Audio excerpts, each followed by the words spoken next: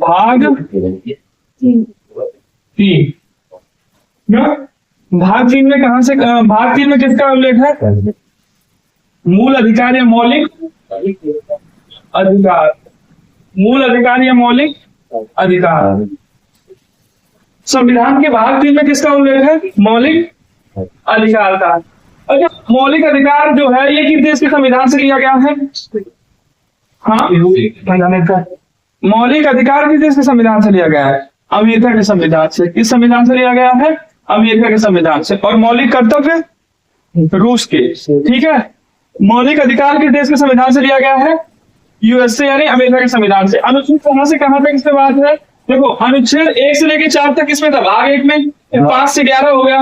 इसमें क्या है? अनुच्छेद 12 से लेके 35, अनुच्छेद 12 से लेके 35 तक मौलिक अधिकार की बात की गई है। ठीक है ना?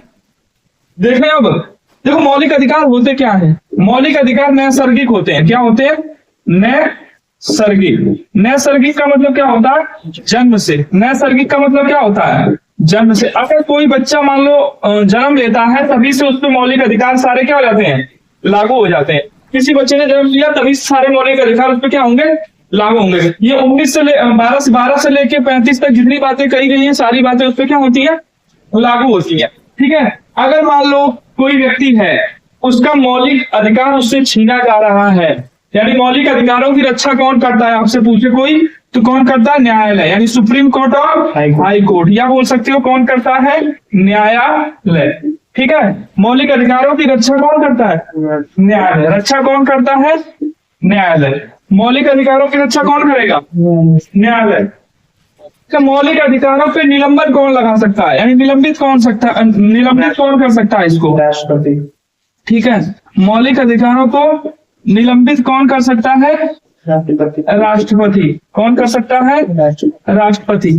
ठीक है, और इस पर रोक कौन लगा सकता है? संसद। इसको सस्पेंड कौन कर सकता है? रोक कौन लगा सकता है इस पे? संसद। यानी प्रतिबंधित अगर करने की बात करें तो कौन कर सकता है इसको? संसद। कौन कर सकता है? संसद। ठीक है, भाग 3 में क्या है? मूल अधिकार या मौलिक अधिकार की बात कही गई है। ये किस देश के संविधान से लिए गए हैं? अमेरिका के संविधान से। अनुच्छेद 12 से लेकर 35 तक। मौलिक अधिकार नैसर्गिक होते हैं, यानी कोई जन्म से ही किसी बच्चे पे या किसी प्राणी पे क्या होते हैं? लागू हो जाते हैं। ठीक है ना, चाहे महिला हो चाहे पुरुष हो। ठीक है, अगर मौलिक अधिकार का हनन हो रहा है तो उसकी रक्षा, हमारे मौलिक अधिकार की रक्षा कौन करता है? न्यायालय, यानी सुप्रीम कोर्ट और हाई कोर्ट। एक आर्टिकल है कि डायरेक्ट मौलिक अधिकार हनन होने पे अनुच्छेद 32 के तहत कहा जा सकते हो? डायरेक्ट सुप्रीम कोर्ट में। ठीक है, वो चीज पढ़ेंगे अभी आगे। लेकिन इसको निलंबित करने का पावर किसके पास है? राष्ट्रपति के पास। प्रतिबंधित करने का पावर किसके पास है? संसद के पास। इतनी बातें सही है? इतनी बातें लिखो। निलंबित करता होती, निलंबित मतलब बैन। निलंबित मतलब होला सस्पेंड, रोक सकता हो कुछ। जैसे आपातकाल लगा ना, आपातकाल का मतलब आपातकाल में निलंबित हो जाना था। जैसे लॉकडाउन लगल है तो अनुच्छेद 19 खत्म हो गया है, कहीं घूमने फिरने स्वतंत्रता, कहीं आने जाने की स्वतंत्रता, सब खत्म हो गया है। कुछ अनुच्छेद आपातकाल में तो पूरा खत्म हो जाए 20 हो गए इसके छोड़ के, लेकिन वो भी कर सकता था राष्ट्रपति। 42वां संशोधन में ये पावर राष्ट्रपति छीन के क्या ले रहा है? इंदिरा गांधी प्रधानमंत्री रानी। मैं उत्तर नहीं दूंगा। अच्छा, मौलिक अधिकार किस रिपोर्ट में पेश किया गया था? 1931 में नेहरू रिपोर्ट में। इसमें नेहरू रिपोर्ट में मोतीलाल नेहरू ने पेश किया था मौलिक अधिकार की बात ना। मौलिक अधिकार की मांग कब की गई थी? कांग्रेस के कौन से अधिवेशन में? कांग्रेस के कराची अधिवेशन में। उस समय अध्यक्षता किसने की थी? सरदार वल्लभ भाई पटेल ने। सरदार वल्लभ भाई पटेल ने की थी 1931 लिख दिया यहाँ पे, ये 1929 है। 1929 में नेहरू रिपोर्ट में मोतीलाल नेहरू ने, किसने? मोतीलाल नेहरू ने किसकी बात की थी? मौलिक अधिकार की बात की थी। किसकी बात की थी? मौलिक अधिकार की बात की थी। लेकिन 1931 के कराची अधिवेशन में, कांग्रेस के कराची अधिवेशन में पहली बार मांग की गई थी। ठीक है, उस समय कराची में जो अधिवेशन हुआ था 1931 का, कांग्रेस का अध्यक्ष उस समय अध्यक्षता कौन कर रहे थे? सरदार वल्लभ भाई पटेल। सरदार वल्लभ भाई पटेल इस समय क्या कर रहे थे? अध्यक्षता कर रहे थे कराची के अधिवेशन में मौलिक अधिकार का क्या होता है? सबसे पहले मांग की जाती है, लेकिन नेहरू रिपोर्ट में वो मौलिक अधिकार के बारे में बात सबसे पहले 1929 में की थी मोतीलाल नेहरू ने। इतनी बातें बेसिक बातें याद रखो, फिर पढ़ते हैं अनुच्छेद। ठीक है, देखो मौलिक अधिकार होते क्या है? वो अधिकार जो किसी व्यक्ति को जन्म से मिल जाए। ठीक है, मौलिक अधिकार क्या होते हैं? जो जन्म से मिल जाए। ठीक है, उसको उनसे कोई छीन नहीं सकता है ना। जैसे जीवन जीने का अधिकार, बोलने की स्वतंत्रता, कहीं घूमने फिरने की स्वतंत्रता, तो ये सब दिया गया किसमें? संविधान के भाग 3 में ना। जैसे पहले क्या होता था महिलाओं को, जैसे जब संविधान लागू नहीं था उससे पहले क्या होता था? महिलाओं को, नीची जाति के लोगों को दबा के रखा जाता था ना। लेकिन जब से संविधान लागू हुआ है तब से क्या है? सब लोगों को बराबर कर दिया गया। इसी में अनुच्छेद 17 आएगा आपका। वो छुआछूत नहीं था पहले कि छुआछूत जैसे छू दिया तो अछूत हो जाओगे, तो छुआछूत वगैरह को भी खत्म कर दिया गया। किससे? अनुच्छेद 17 में। जब संविधान लागू हुआ तब सब लोगों को समान रखा गया है, सारे धर्मों को क्या रखा गया है? समान रखा गया है। ठीक है, तो मौलिक अधिकार भाग 3 में है। किस देश के संविधान से लिए गए? अमेरिका के संविधान से। नेहरू रिपोर्ट में मोतीलाल नेहरू ने पेश की थी सबसे पहले किसकी बात? मौलिक अधिकारों की। और कराची अधिवेशन में 1931 में बात हुई थी इसकी, अध्यक्ष थे सरदार वल्लभ भाई पटेल। ये याद रखना आप। ठीक है, दोनों चीजें किससे? मौलिक अधिकार से। और मौलिक अधिकार होते क्या है? जन्म से होते हैं। जन्म से ही मौलिक अधिकार हर व्यक्ति को मिलते हैं। इसकी रक्षा कौन करता है? न्यायालय करता है। इसको निलंबित कौन कर सकता है? निलंबित का मतलब क्या होता है? निलंबित का मतलब क्या होता है? सस्पेंड ना। जैसे आपातकाल में निलंबन लग जाता है ना मौलिक अधिकारों पे। अनुच्छेद 20 और 21 को छोड़ के सारे मौलिक अधिकार, यानी जो 12 से लेकर 35 तक है ना मौलिक अधिकार, तो 12, 13, 14, 15, 16, 17, 18, 19, 20, 21 को छोड़ देंगे। ठीक है, फिर 22 से लेकर पूरा 35 तक ये सारे मौलिक अधिकार क्या हो जाते हैं? यानी 12 से लेकर 19 तक और उधर 22 से लेकर 35 तक ये सारे मौलिक अधिकारों को राष्ट्रपति क्या कर देता है? निलंबित कर देता है। कब? आपातकाल में। कब कर देता है? आपातकाल के दौरान। आपातकाल के दौरान ये सारे मौलिक अधिकार क्या हो जाते हैं? निलंबित हो जाते हैं। कौन कौन से अनुच्छेद को छोड़ के? अनुच्छेद 20 और 21 को छोड़ के। ठीक है, लेकिन मौलिक अधिकारों को ही खत्म करना है, यानी प्रतिबंधित करना या बैन करना, तो ये पावर किसके पास है? संसद के पास है। बताया था ना, अनुच्छेद 368 संविधान में संशोधन ही कर दिया जाएगा, लेकिन संविधान में संशोधन करने की प्रक्रिया बहुत जटिल है। आपको पूर्ण बहुमत लाना पड़ेगा। 2/3 लोकसभा में, 2/3 से राज्यसभा में। ठीक है, 2/3 से पास करने के बाद आपको जितने भी विधानसभा है वहां की आधी विधानसभाओं से उस बिल को पास करवाना पड़ेगा, तब जाके तो पूरी तरह से चेंज होगा। ठीक है, तो ये पावर किसके पास है? संसद के पास है, प्रतिबंधित करने की पावर। ठीक है, इतनी बातें समझ में आई। अब देखें अनुच्छेद 12 से शुरू करें। देखो अनुच्छेद 12 ये बोलता है राज्य की परिभाषा। अनुच्छेद 12 में क्या है? राज्य की परिभाषा, यानी राज्य किसको कहा जाएगा। ठीक है, तो देखो जो भी चीज सरकार के अंडर में काम करती है और जनता के प्रति जवाबदेह है, वो सारी चीजें क्या कहलाएंगी? राज्य कहलाएंगी। क्या कहलाएंगी? राज्य। से पार्लियामेंट हुआ, कोई प्राइवेट कंपनी हुई, कोई स्कूल हुआ, कोई निजी कंपनी हुई ना, जैसे विधानसभा हुई, न्यायालय हुआ, कुछ भी हुआ, ये सारे किसकी? ये सब किसमें आएंगे?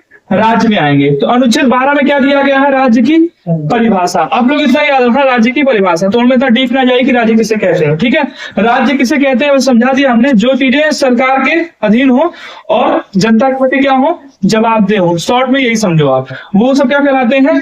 राज्य कहलाते हैं। ठीक है, राज्य का मतलब यही नहीं कि यूपी, महाराष्ट्र, यही नहीं, कोई छोटी संस्था होगी वो भी क्या है? राज्य है। वो भी क्या है? राज्य है।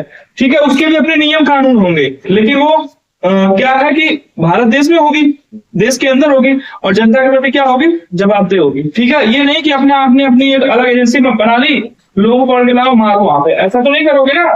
तो राज्य समझ में आया? जनता के प्रति जवाबदेह होगी वो संस्था, जैसे पार्लियामेंट वगैरह ले लो या फिर कोई स्कूल, कंपनी, फैक्ट्री, कुछ भी कह सकते हो आप। ये सब क्या है? राज्य के अंदर में आएंगे। तो अनुच्छेद 12 में राज्य क्या है इसके बारे में समझाया गया है। आई बात समझ में? अनुच्छेद 13 क्या है? अनुच्छेद 13 ये कहता है कि राज्य कोई भी नियम कानून बनाएगा। अनुच्छेद 13 ये कहता है कि राज्य कोई भी नियम कानून बनाएगा तो मौलिक अधिकारों का क्या करेगा? ध्यान रखेगा। क्या करेगा? मौलिक अधिकारों का ध्यान रखेगा। यानी मौलिक अधिकारों, जो मौलिक अधिकार हैं उनको वो क्या करेगा? छेड़छाड़ नहीं करेगा। मतलब अगर हमें देखो, जैसे मान लो हमें अनुच्छेद 17 ही ले लो। अनुच्छेद 17 में क्या है? छुआछूत खत्म है ना। मौलिक अधिकार में अनुच्छेद 17 ये बोलता है कि अस्पृश्यता का अंत हो गया है, अनटचेबिलिटी खत्म है, छुआछूत खत्म है। तो कोई भी अगर मान लो राज्य बनता है, राज्य मतलब कोई भी मान लो कंपनी, ऑर्गेनाइजेशन, संस्था कुछ भी बनती है स्टेट अपने इंडिया के अंदर, तो वो क्या करेगी, ये नहीं कर सकती कि नहीं यहाँ पे छूत अछूत वाली हम पॉलिसी लागू करेंगे। समझ में आई बात? यानी कोई भी राज्य अपना कुछ भी बना रहा है तो लोगों के मौलिक अधिकार क्या रखेगा, ध्यान रखेगा। क्या रखेगा? ध्यान रखेगा। कोई भी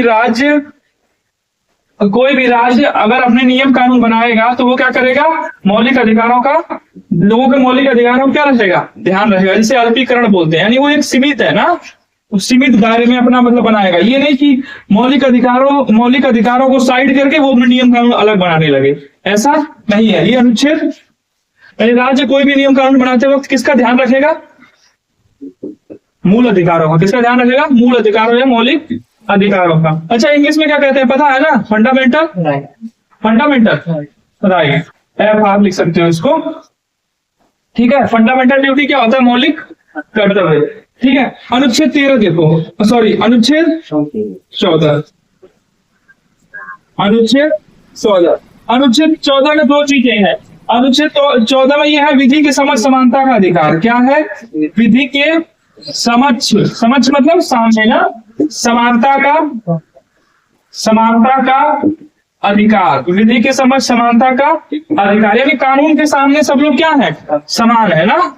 एक क्राइम किया या फिर मान लो एक ही क्राइम किया, कोई अमीर कोई गरीब, उसके सबके लिए कानून क्या है, समान है। विधि मतलब क्या होता है, कानून या लॉ, विधि के समक्ष समानता का अधिकार। दूसरा है कानून का समान संरक्षण, कानून का समान संरक्षण।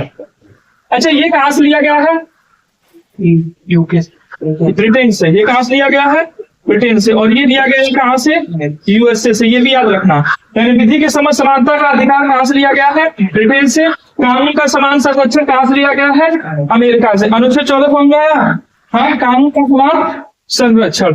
अच्छा, अनुच्छेद 15, अनुच्छेद 15 क्या कहता है, अनुच्छेद 15 ये कहता है जाति, धर्म, लिंग, जन्म स्थान के आधार पर आप किसी से भेदभाव नहीं कर सकते हो। यानी किसी की जाति को देख के, किसी के धर्म को देख के, जाति धर्म, किसी के लिंग को देख के, किसी के जन्म स्थान को देख के, जाति धर्म लिंग जन्म स्थान के आधार पे भेदभाव नहीं होगा, आधार पर भेदभाव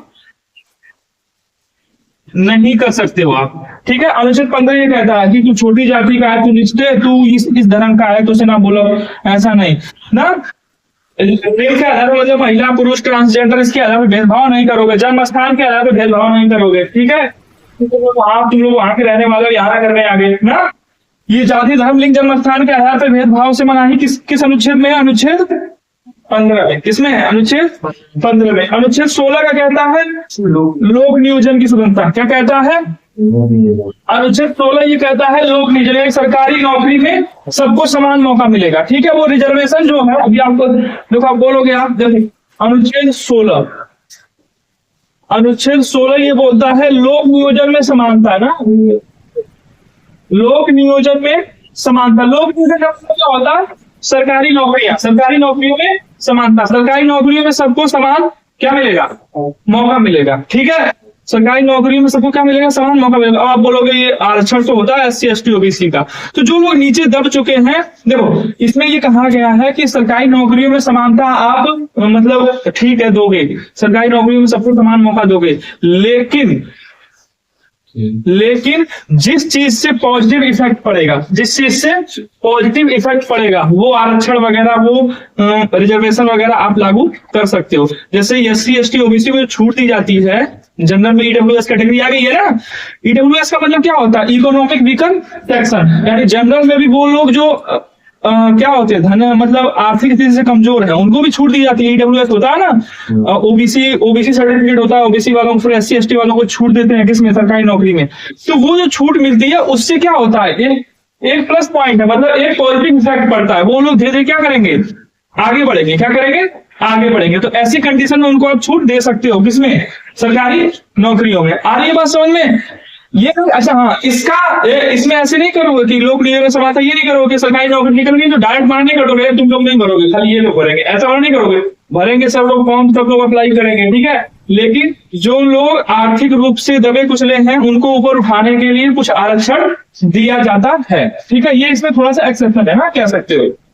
अनुच्छेद 16 समझ आया, सरकारी नौकरी में सबको बराबर मौका दिया जाएगा, ठीक है।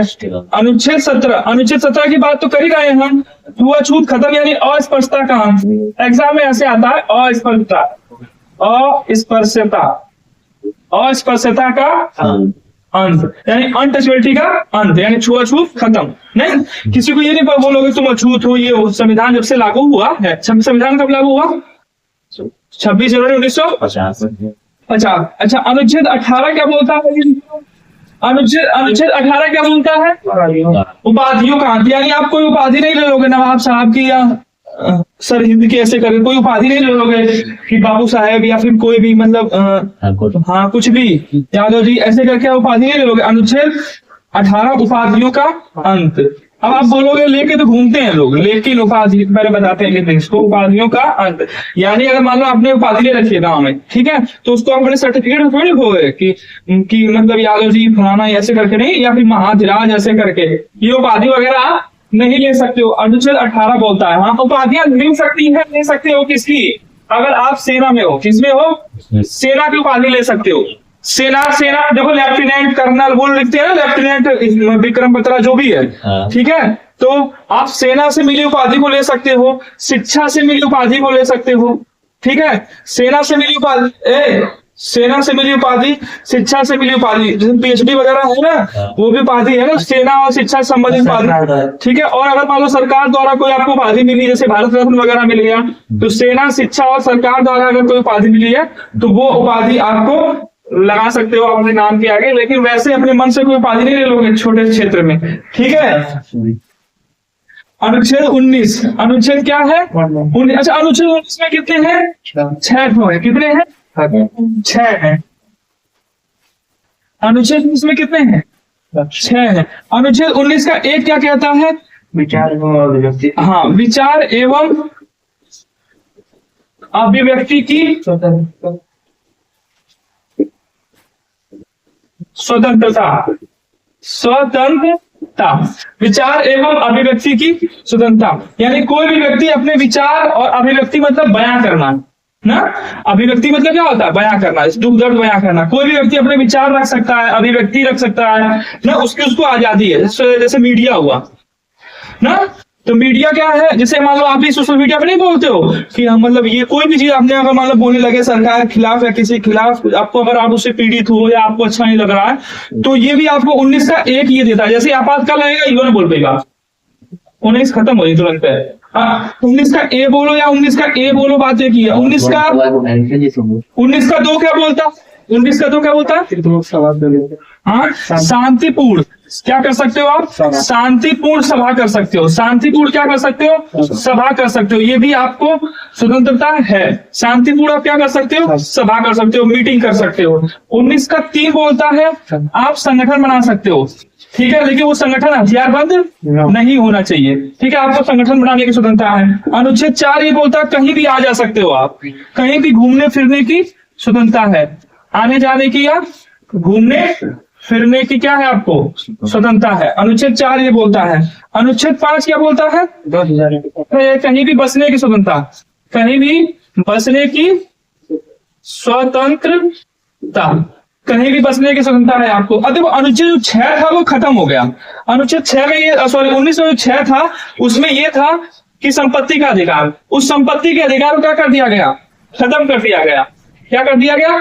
खत्म कर दिया गया। किसकी सरकार में? मोरारजी देसाई की सरकार में। कौन संशोधन था? 44वां संशोधन 1978। इसीलिए अब 6 में लिख सकते हो संपत्ति का अधिकार तो खत्म होगा, साथ में को अब 6 लिख लो। अब ये जो छठा आ जाएगा, ये क्या आ जाएगा? व्यवसाय या व्यापार करने की। हाँ, कभी भी कहीं भी आप व्यवसाय और व्यापार कर सकते हो, कहीं भी क्या कर सकते हो? व्यवसाय और व्यापार कर सकते हो, ठीक है।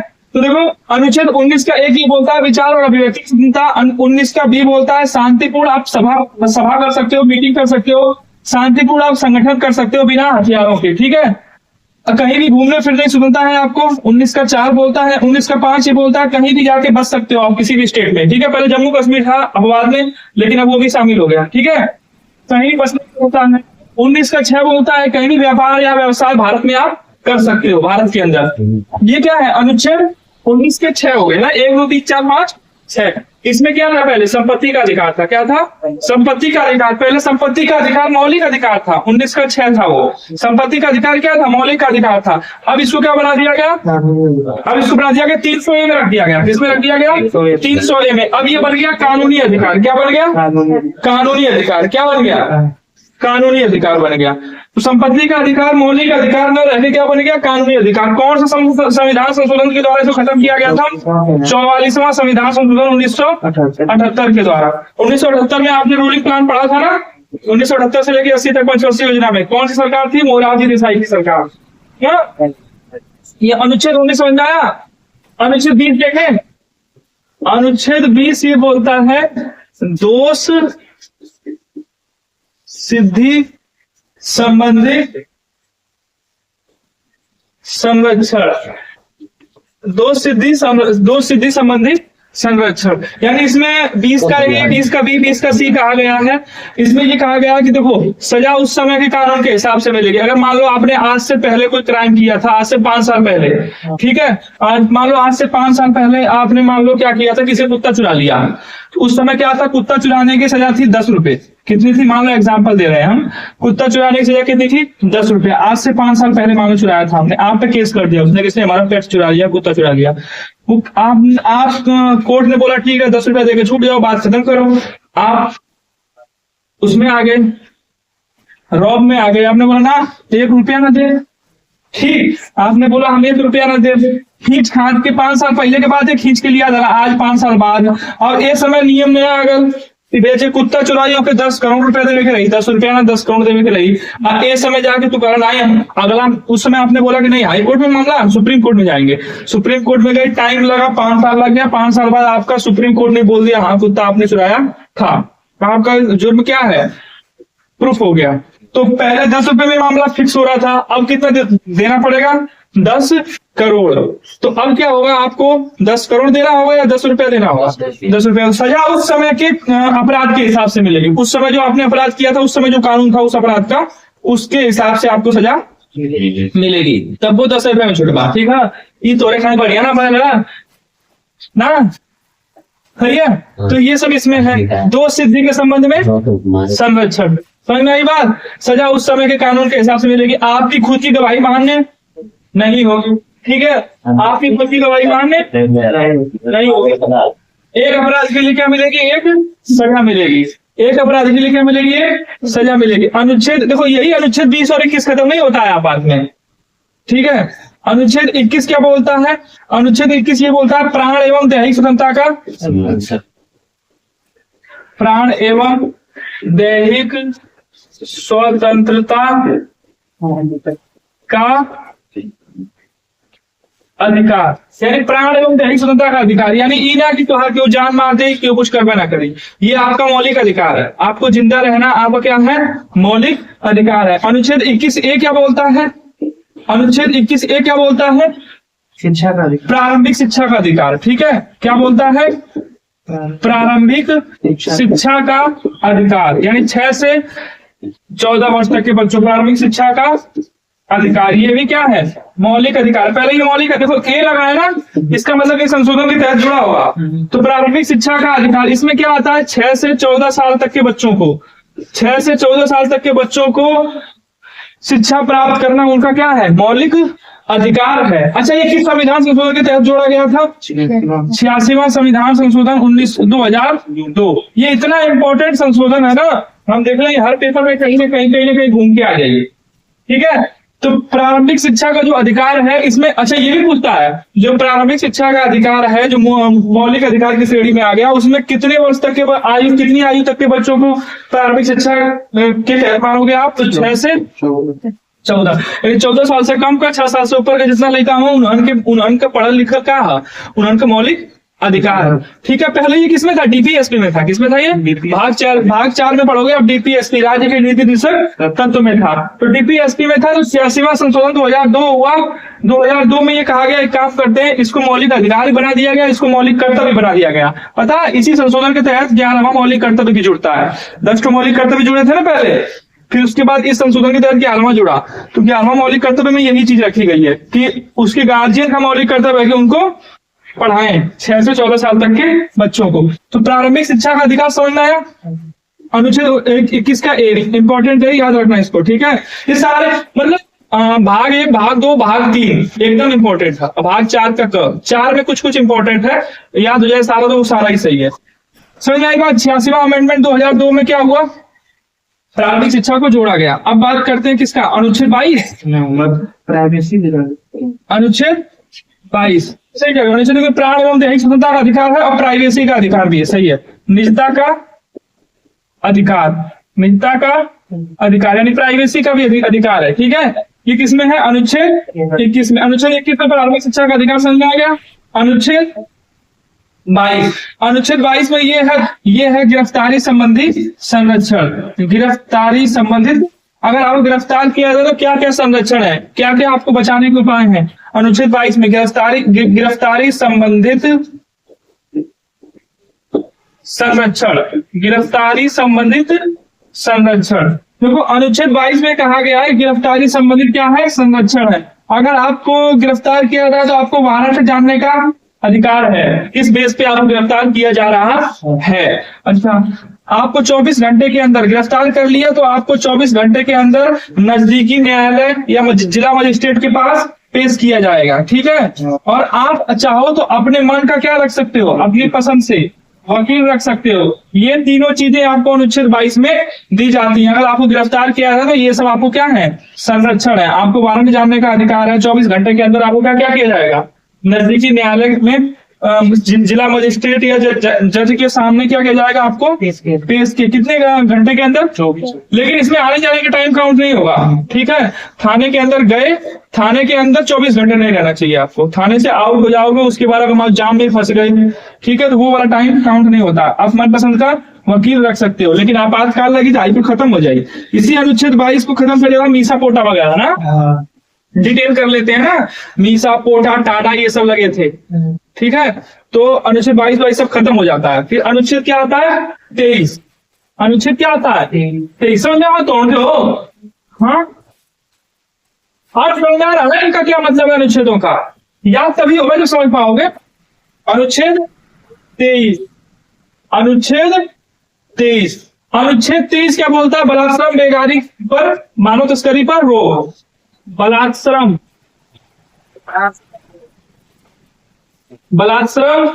बेगारी और मानव तस्करी पर रोक, मानव तस्करी पर रोक। ठीक है, बलात्श्रम मतलब किसी से आप क्या कर सकते हो? जबरदस्ती काम नहीं करा सकते हो। ठीक है, जब तक जानना होगा आपके, ये सब नहीं कर सकते हो। बेगारी मतलब क्या? काम करा लिया, पैसे ना दो, ये भी नहीं। जो उसकी उचित मजदूरी है वो आपको देनी पड़ेगी, जो उचित उसका काम का दाम है वो देना पड़ेगा। मानव तस्करी मतलब किसी को चुरा के बेचना या किसी का अपहरण करना, ये भी क्या है? प्रतिबंधित है। ये सब मौलिक अधिकारों से बाहर है। ठीक है ना, इस पे रोक लगा दिया गया। ये नहीं कि गांव में देखला क्यों का 8-10 को लड़का हुआ तो सोचवा यार हमके पैसा की जरूरत है, उनके 8-10 को हम एक उठा के बेच देते हैं, हमारी गरीबी भी दूर हो जाए, उनके कौन फर्क पड़ी। तो ये गलत है। कहा है? गलत है। तो अरे उनके 8-10 को होना, लेकिन उनका 8-10 को उनका करेजा जो भी है, मतलब परिवार की फैमिली के सदस्य है ना, ये थोड़ी ना कि 10 लड़का हुआ झटक देते का, जैसे कुत्ते के बच्चे नहीं होते पिल्ला 5-7 थे, एक से उठा लेगा, क्या फर्क पड़ी। तो ऐसे नहीं कर सकते हो आप इंसानों के साथ। मानव तस्करी पे रोक है, पिल्ला तस्करी पे नहीं है। पिल्ला का बात सकता है। ठीक है, माई लिखावे ना जा भाई, बहुत कहीं दौरा काटी जा तो अगर हिम्मत करी, लेकिन बात सही की डंडा मारे तो भाग जी बात। ठीक है, तो बलात्संग, बेगारी और मानव तस्करी पर रोक। मानव तस्करी, बिल्ला तस्करी नहीं है। ठीक है, अनुच्छेद 23 हो गया। 24। अब आ जाओ अनुच्छेद 24। अनुच्छेद 24 से बोल रहा है कि 14 वर्ष से कम उम्र के बच्चों को, 14 वर्ष से कम उम्र के बच्चों को आप कारखानों में काम नहीं करा सकते या रिस्की काम नहीं करा सकते। कारखानों में काम नहीं करा सकते। ठीक है, 14 वर्ष से कम उम्र के लोगों को फैक्ट्री वगैरह में खतरनाक काम में लगा था तो फैक्ट्री भी सीज हो सकती है। ठीक है, पास बढ़ जाए तब तो 14 वर्ष तक जैसे बम्बई में कमाई ज्यादा लोग तो नाम क्या है आधार कार्ड ना रहा है चल गए होते हैं ना, आधार कार्ड मांगो सबको। तो 14 साल से कम उम्र के बच्चों को कारखाने और मुश्किल कामों में आप नहीं लगा सकते। अब की ना कि खेते वाला काम लगल है, 14 साल से कम कहवा के पनियो ना लेके जाएगी। ठीक है, नेकलेस का सही है, केस ना करने वाले। अनुच्छेद क्या है 25। अनुच्छेद 25 में क्या है? अनुच्छेद 25 में क्या है? अंतःकरण की स्वतंत्रता।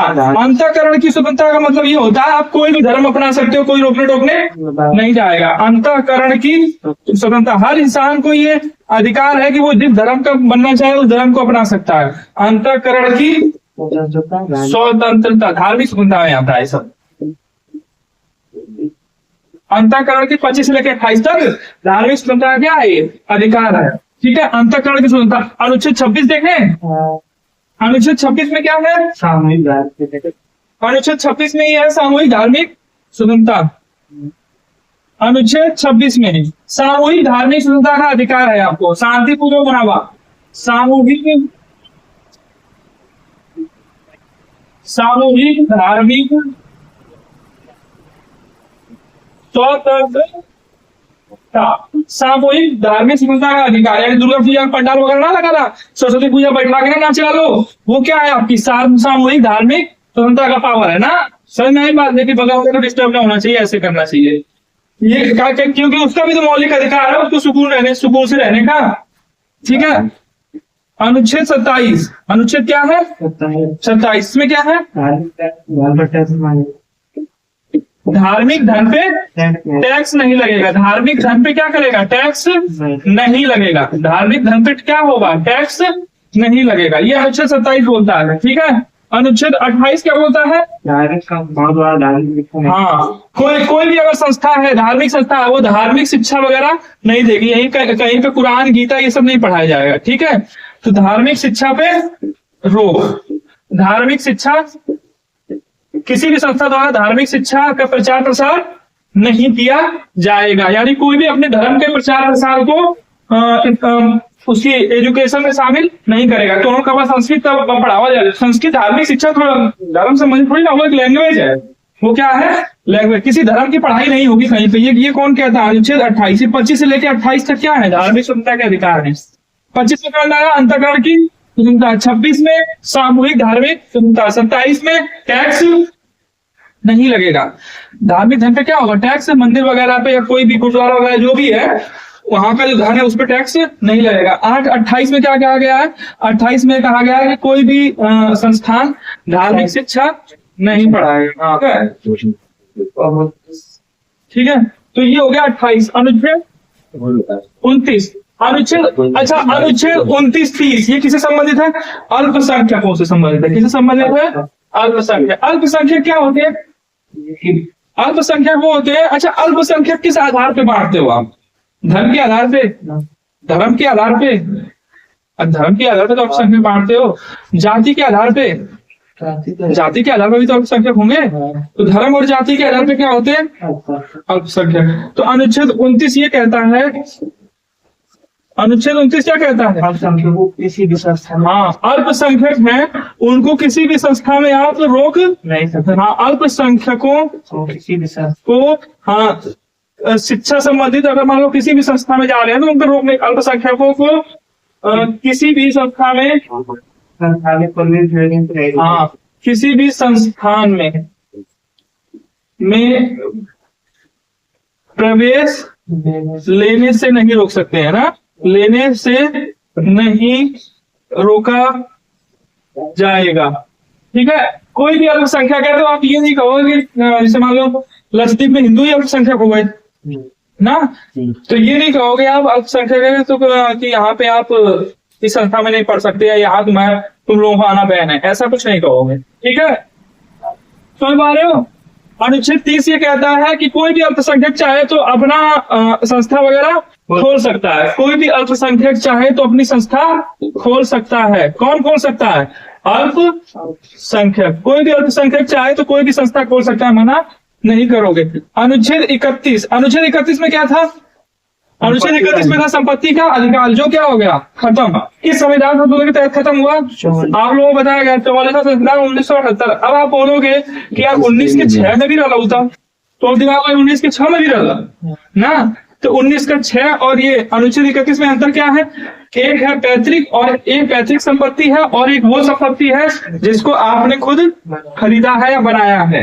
आई बात समझ में। अब बात करें अनुच्छेद 32, आर्टिकल 32 क्या करता है, आर्टिकल 32 को संविधान क्या कहा गया है, आत्मा कहा गया। किसने कहा था, भीमराव अम्बेडकर जी ने। ठीक है, अनुच्छेद 32 में क्या है, अनुच्छेद 32 में क्या है, हाँ, संवैधानिक उपचारों का अधिकार, संवैधानिक उपचारों का अधिकार, संवैधानिक उपचारों का अधिकार। ठीक है, अनुच्छेद 25 में क्या है, संवैधानिक उपचारों का अधिकार। अच्छा, आर्टिकल 32 के तहत अगर आपके मौलिक अधिकार का हनन होता है तो आप डायरेक्ट कहाँ जा सकते हो, सुप्रीम कोर्ट में जा सकते हो। कहाँ जा सकते हो, सुप्रीम कोर्ट में। अनुच्छेद 32 की सहायता से आप मौलिक अधिकार का केस में कहाँ जा सकते हो, सुप्रीम कोर्ट में। लेकिन अगर हाई कोर्ट में जाना है तो कौन सा आर्टिकल है, अनुच्छेद 226 से 24, अनुच्छेद 226 है, अनुच्छेद 226 है। देख लेना 26 या 24 में डाउट है ना, अनुच्छेद 226 है। ठीक है, अनुच्छेद 32 क्या है, संवैधानिक उपचारों का अधिकार। इसको अच्छा, अनुच्छेद 32 के तहत सुप्रीम कोर्ट कितनी तरह की रिट जारी करता है,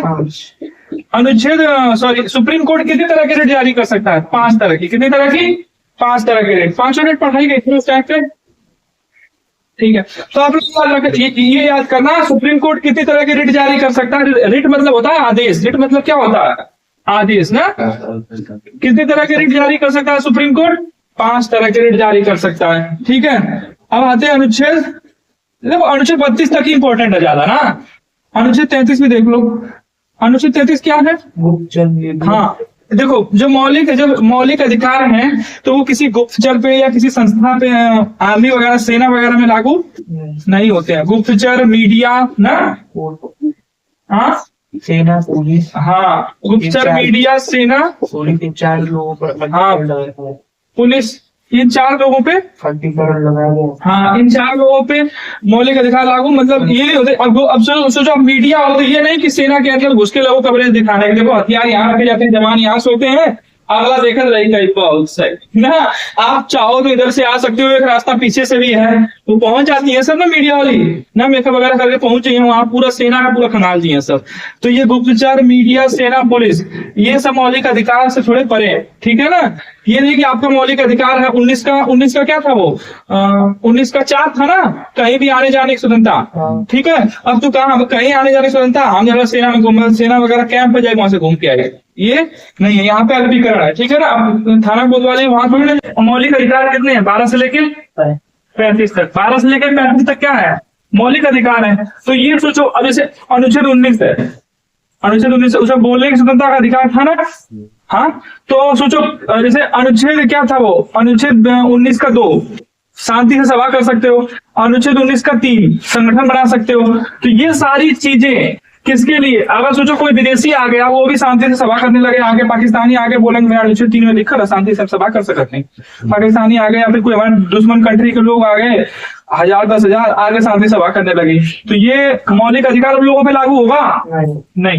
देखो भारतीयों पे 16, 19, 29, 15, 16, 19, 29, 30, 15, 16, 19, 29, 30, ये देखो अनुच्छेद 15, अनुच्छेद 16, अनुच्छेद 19, अनुच्छेद 29 और अनुच्छेद 30, ये जो आर्टिकल है, याद रख लेना ये नंबर 15, 16, 19, 29, 30, ये जो आर्टिकल पूछता है सवाल। ठीक है, ये आर्टिकल केवल किस पे लागू होते हैं, केवल भारतीयों के लिए है। किसके लिए है, केवल जिसने भारत की नागरिकता ले रखी है। ठीक है, नागरिकता कौन सा अनुच्छेद पढ़ा था, तो में किसमें, तो केवल भारतीयों के लिए। ये वाले अनुच्छेद किसके लिए हैं, केवल भारतीयों। 15, 16, 19, 29, 30। 15 में क्या है, 15 में क्या है, धर्म, जाति, धर्म, लिंग, जन्म स्थान के आधार पर भेदभाव नहीं करोगे। अब कोई विदेशी आ गया कहेगा कि भैया तुम्हारे अनुच्छेद संविधान में लिखा है जाति, धर्म, लिंग, जन्म स्थान के आधार भेदभाव मत करा, हमसे कहा भेदभाव करो, हम फार्म भरा, हमके भी नौकरी, हम भी आगे में जाए, ना, हम भी सेना में जाएंगे, हम भी किसी आपकी सरकारी संस्था में काम करेंगे, तो आप उसको समझाओगे भैया अनुच्छेद 15 में लिखा हुआ है जाति धर्म लिंग जन्मस्थान के अलावा भेदभाव नहीं करना है, सरकारी नौकरी में समानता रखनी है, लेकिन वो सिर्फ किसके लिए है? भारतीयों के लिए है। तू कहाँ का कुवैत का हुआ जा, ठीक है। 19 में कितनी तरह की स्वतंत्रताएं हैं? 6 तरह की स्वतंत्रताएं हैं। तो वो 6 स्वतंत्रताएं किसके लिए हैं? सिर्फ इंडियंस के लिए। इना केहू आगे बोले लगी ना, ठीक है। 29 में क्या है? अल्पसंख्यक वाला। क्या है? अल्पसंख्यक। तो अल्पसंख्यक अब कोई मान लो किसी और देश का अंग्रेजी अगर कोई मान लो अंग्रेजी आगे बोले हम भी तो अल्पसंख्यक है, हमें भी तो वो करो, भी तो अनुच्छेद 19 में लिखा हुआ है, 29 में लिखा हुआ है कि अल्पसंख्यकों को क्या करोगे आप? किसी भी संस्थान में प्रवेश के लिए नहीं रोकोगे। 30 में लिखा गया है कि हम कोई भी अल्पसंख्यक कोई भी संस्था खोल सकता है, लिखवाया गया था ना 29-30। तो कोई भी आके कोई भी बाहर का यहाँ पे आएगा तो वो अल्पसंख्यक ही होंगे ना। तो वो अब लोग बताया जाएगा 29 और 30 में जो लिखा हुआ है ये अल्पसंख्यकों की बातें लिखी है, सही है, लेकिन वो अल्पसंख्यक कहाँ के होने चाहिए? भारत के नागरिक होने चाहिए। तो भारत के नागरिक हुआ तो कहीं ठीक है, वो बना। तो भारत का नागरिक बनने खातिर कई साल था? एक पड़ी 7 साल। तब जाके सरकार सोची कि इनके नागरिक बनाई कि ना बनाई। नागरिकता पढ़ चुका नहीं जाना। तो 15, 16, 19, 29, 30 ये किसके लिए लागू होते हैं? कि ये अनुच्छेद किसके लिए लागू होते हैं? केवल भारतीयों के लिए। अब देखो इसमें क्या होता है ना, एक सवाल ऐसे आता है। अब जैसे आपने सारे आर्टिकल पढ़ लिए, आपने पढ़ लिए सारे आर्टिकल। देखो 12 और 13। 12 में क्या है? राज्य क्या है? राज्य की परिभाषा। 13 में क्या है? राज्य कोई भी कानून बनाएगा मौलिक अधिकारों का ध्यान रख के बनाएगा। इतनी बातें हमने पढ़ ली थी। अब देखो अब होता क्या है? 14 से लेके 18 तक, 14 से लेके 18 तक, अनुच्छेद 14 से लेके 18 तक किसकी बात की गई है? सोचो आप। अनुच्छेद 14 में क्या है? कानून का समान संरक्षण, विधि के समय समानता का अधिकार। 15 में क्या है? जाति धर्म लिंग जन्मस्थान के आधार पे भेदभाव। 16 में क्या है? सरकारी नौकरी में समानता। 17 में क्या है? छुआछूत खत्म। 18 में क्या था? उपाधियों का अंत। तो तुमको नहीं लग रहा है कहीं ना कहीं इसमें समानता की बात हो रही है? हाँ, नहीं लग रहा? तो अनुच्छेद 14 से लेकर 18 तक किसकी बात है? समानता का अधिकार है। किसका अधिकार है? समानता का अधिकार। किसका अधिकार? समानता का अधिकार। ये बात समझ में आई? ऐसे पूछता है कि समानता का अधिकार 4 ऑप्शन दे दी, 14 से 18, 29, 30, 15 से 25 से 28, 30 से 31। तो कौन सा समानता का अधिकार की बात? 14, 15, 16, 17 आई बात समझ में? अच्छा, अब आ जाओ अनुच्छेद 19 से लेकर 22 तक। अनुच्छेद 19 में देखो, 19 का 1 विचार और अभिव्यक्ति, 2 में शांति से सभा, 3 में शांति से संगठन, 4 में कहीं आवा जाओ, 5 में कहीं बस जाओ, 6 में कहीं व्यापार व्यवसाय करो। ठीक है, तो नहीं लग रहा है आपको कुछ ज्यादा ही आजादी देते हो लोग? 20 में क्या है? 2 सिद्धि के संबंध में संरक्षण। आपका 2 सिद्ध हो गया तभी क्या मिलेगा आपको? गिरफ्तारी संबंध। गिरफ्तारी 22 में है ना, 2 सिद्धि संबंध में संरक्षण। ठीक है, 21 में क्या है? प्रांतीय स्वतंत्रता का अधिकार, निजता का अधिकार। 21 का ये क्या है? प्रारंभिक शिक्षा का अधिकार। 22 में क्या है? गिरफ्तारी संबंधित संरक्षण। तो ये जो गिरफ्तारी संबंधित, गिरफ्तार तो होगी ना, जनता के कबा वारंट देखा हुआ नहीं, फिल्मों में देखा होगा, वारंट लाए हो, गवाह है तुम्हारे पास ना, तो वो किसमें है? अनुच्छेद 22 में। तो आपको नहीं लगा ये स्वतंत्रता की बात कर रहा है ना? जैसे पुलिस में आई 4 खबरा कहीं के वारंट चाहिए तो चल गए, चल पड़े थाना में ना। तो ये सब क्या है? स्वतंत्रताएं हैं। तो 19 से लेकर 22 तक किसका अधिकार है? स्वतंत्रता का अधिकार। 19 से लेके 22 तक किसका अधिकार है? स्वतंत्रता का अधिकार। अब देखो अनुच्छेद 23 से लेके 23 और 23, 24। अनुच्छेद 23 में क्या है? बलात्कार, बेगारी। ठीक है, और 24 में क्या है? 14 साल से कम उम्र के बच्चों को कारखानों। तो आपको ही लग रहा है शोषण से बचा रहे हैं? शोषण से क्या बचा रहे हैं? तो शोषण के विरुद्ध समानता ना, शोषण के विरुद्ध समानता ना, ऐसा नहीं करना। शोषण के विरुद्ध समानता, यानी शोषण, किसी का शोषण नहीं होना चाहिए। तो शोषण के विरुद्ध अधिकार दिए गए मौलिक अधिकार 23 और 24। अब देखो अनुच्छेद 25 से लेके 28 तक आप देखोगे ना, सारे धर्म की बात कर रहे हैं। 25 में क्या है? कोई भी धर्म अपनाए, कोई दिक्कत नहीं है। 26 क्या बोल रहा है? कि धार्मिक धन पे टैक्स। 27 ये बोल रहा है, क्या बोल रहा है? 27 धार्मिक टैक्स। हाँ सॉरी, 27 धार्मिक टैक्स। और 26 क्या बोल रहा है? सामूहिक टैक्स। हाँ, सब 26 ये बोल रहा है कि दुर्गा पूजा लगावा, सरस्वती पूजा लगावा, कुछ हो करा, सामूहिक रूप से धर्म का प्रचार प्रसार आप करो, कोई दिक्कत नहीं है आपको। अपना धर्म सेलिब्रेट करो, ठीक है, लेकिन बगल वाले को दिक्कत नहीं होनी चाहिए ना। 26-27 में धार्मिक धर्म पे टैक्स नहीं लगाओगे। 28 में क्या बोल रहा है, किसी संस्था में आप सरकारी संस्था वगैरह में किसी में क्या करोगे, धर्म के बारे में नहीं पढ़ाओगे। तो 25 से लेके 28 तक किसकी स्वतंत्रता दे रहा है, नहीं लग रहा है ये धार्मिक स्वतंत्रता का अधिकार, स्वतंत्रता का अधिकार। देखा ये चीज अब पहले ही खोले होती ना तो तुम क्या बोलता, कंफ्यूज रहता। अब पढ़ने के बाद आई लिखा तो सही ना, और सवाल ही हमें ज्यादा बनेगा, ठीक है। अब दोनों क्लियर होता ना, 25 से लेके 28 तक हो गया। अब देखो अनुच्छेद 29 और 30। 29 और 30 में अल्पसंख्यकों की बातें कर रहा है ना, तो अल्पसंख्यकों को क्या कर रहा है, अधिकार दे रहा है, अल्पसंख्यकों को संबंधित अधिकार, ठीक है। शिक्षा संबंधित से शिक्षा और संस्कृति का अधिकार ना, हाँ ऐसे लिख सकते हो, शिक्षा या संस्कृति का अधिकार। किसी किसी संस्कृति को आप दबा नहीं सकते हो, ठीक है। शिक्षा और संस्कृति का अधिकार, ये कितना हुआ, 1 2 3 4 5, अनुच्छेद 32 है ना।